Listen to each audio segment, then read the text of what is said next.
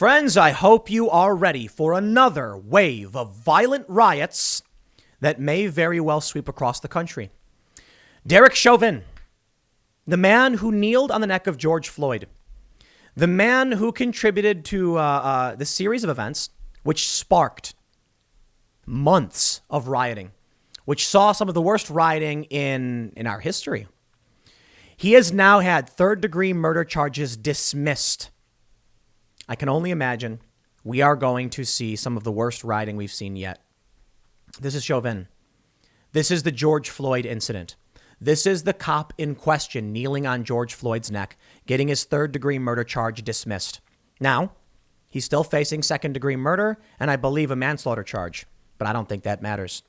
This is just the beginning of the end for the Black Lives Matter activists. There likely won't be a conviction in the Chauvin case. I think he's already been released on bail. They rioted. I guess he was granted the ability to leave Minnesota or Minneapolis because of threats on his life. Now they're dropping a third-degree charge against him, the first of the charges, and I think they're going to drop the rest. There's an image released by the defense showing a training manual. In it, there's a photo of a man doing the exact same thing Chauvin did. How can you convict him of second-degree murder, meaning he wanted to kill somebody, when he was just doing what he was trained to do? Not that I'm saying it was a good thing at all. It's a procedural issue. The problem is the system. They're going to tear this country apart. Eyewitness 7 says, third-degree murder charge dismissed against Derek Chauvin, officer seen kneeling on George Floyd's neck. A Hennepin County judge dismissed the charge Thursday against Derek Chauvin, the former Minneapolis police officer captured on video. The state has 5 days to appeal. However, the other charges against Chauvin, unintentional second-degree murder and second-degree manslaughter, still stand. Under the state sentencing guidelines, a conviction of unintentional second-degree murder carries a presumptive sentence of 12.5 years. But a judge can order a sentence ranging up to 15 years without departing from the guidelines. For second-degree manslaughter, the guidelines call for 4 years in prison or a discretionary range of up to 4.75 years. In the same ruling, issued by Judge Peter A. Cahill Thursday, the motion to dismiss the charges for the 3 other police officers, Jay Kung, Thomas Lane, and Tu Thao, was denied. Kung, Lane, and Thao are all still charged with aiding and abetting both second-degree murder and manslaughter. All 4 of the officers were fired. In August, Chauvin asked a judge to dismiss the charges, with his attorneys arguing there was not sufficient evidence against him. Prosecutors have maintained Floyd was vulnerable as he was handcuffed with his chest pressed against the ground, and he was treated with particular cruelty.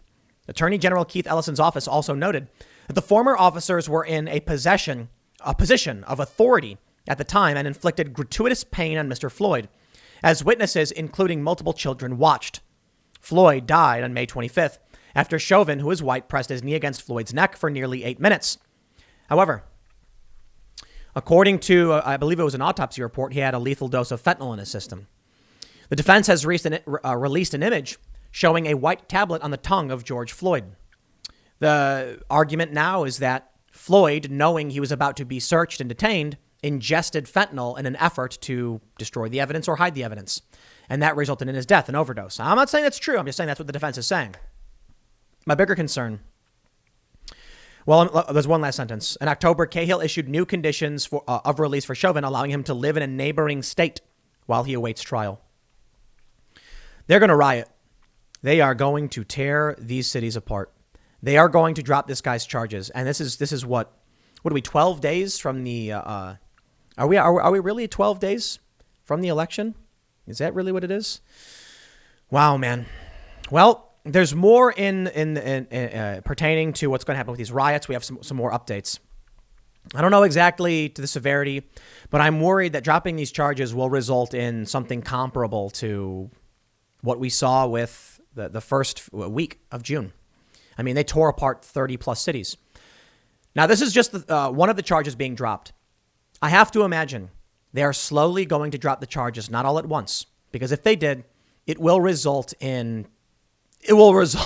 drop the charges right now all at once, wow. But just so close to an election, man. In response to the riots, Donald Trump has said he's going to name anarchist jurisdictions and strip them of their funding. Seattle, Portland, and New York are now suing Trump over the anarchy label.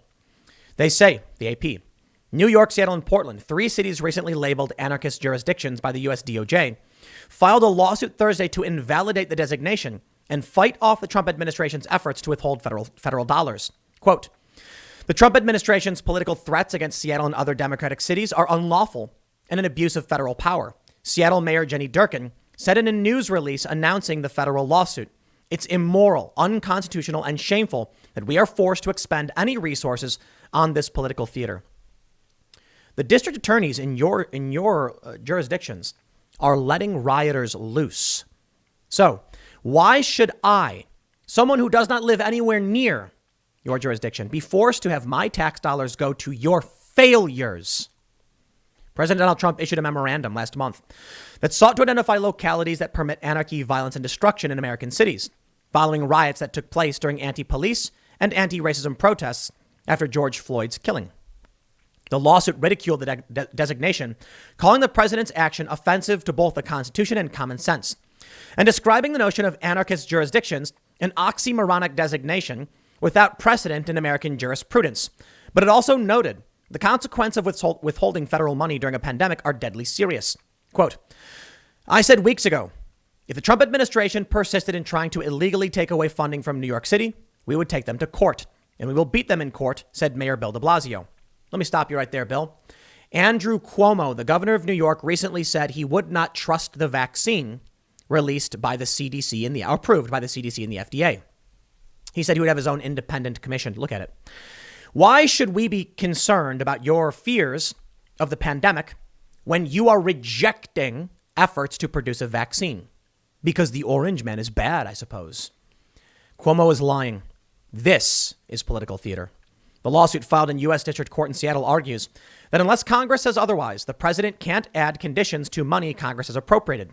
The cities say the designation was arbitrary and capricious and based on vague and subjective factors.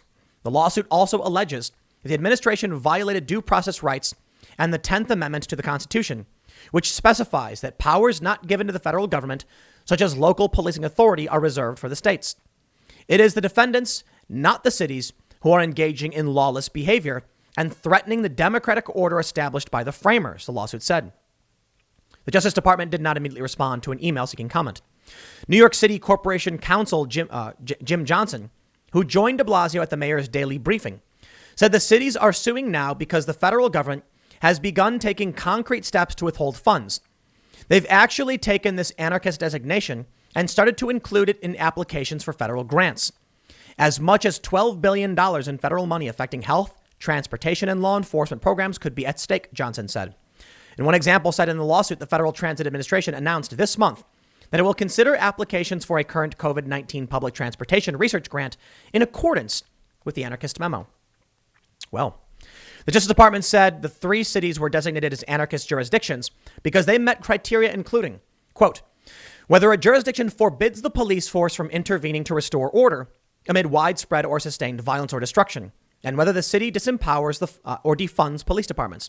Let me just stress, there may be an argument that the federal government doesn't have the right to dictate what police do in these jurisdictions.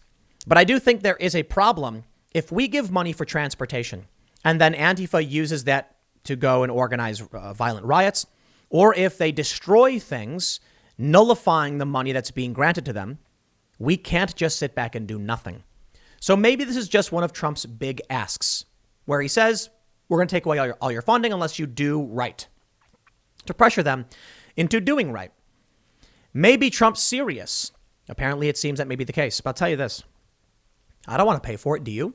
Do you want to pay so that New Yorkers can riot and then the money we give in federal tax dollars goes to them? I don't. And if Congress won't get the job done, what are we supposed to do? I'll tell you this.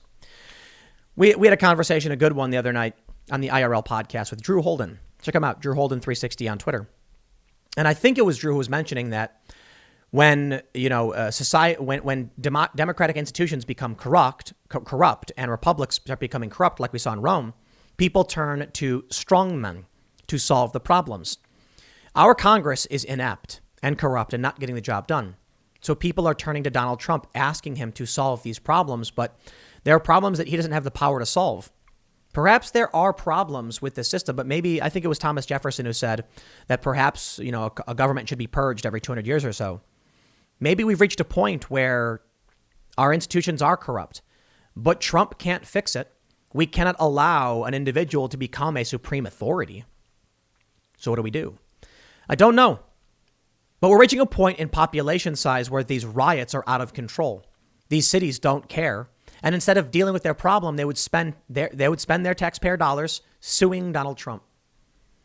With Chauvin getting his charges dropped, maybe these cities will finally realize why they need to get their act together, because the riots may be coming back. I hope not. But I'll tell you this, it's going to help Donald Trump in the election, which is only about a week and a half away. I got one more segment coming up for you in a few minutes. Stick around, and I will see you all shortly.